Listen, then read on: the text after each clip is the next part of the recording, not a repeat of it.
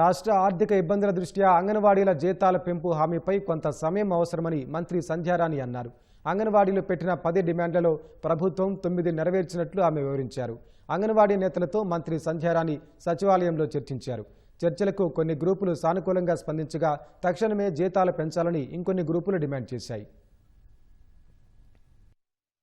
కొంచెం టైం కావాలి.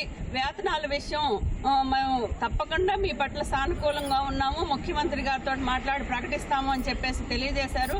అంగన్వాడీలకి వేతనాల విషయం ఈ ప్రభుత్వం వచ్చిన తర్వాత 2 సంవత్సరాల నుంచి ఎదురు చూస్తా ఉన్నాము. 2024 జూలైలో అంగన్వాడీలకు వేతనాలు పెంచాలి అని చెప్పేసి మినిట్స్ ఉంది. దాని గురించి ఇంతవరకు పట్టించుకోలేదు. ఉగాదిలోపు ప్రకటన చేయకపోతే మేము దశల వారీగా ఆందోళనకు సిద్ధమవుతామని చెప్పేసి కూడా తెలియజేశాం. మిగిలిన అంశాల పట్ల సానుకూలంగా ఉన్నారు, సమస్యల పరిష్కారం చేస్తామని చెప్పేసి హామీ ఇచ్చారు.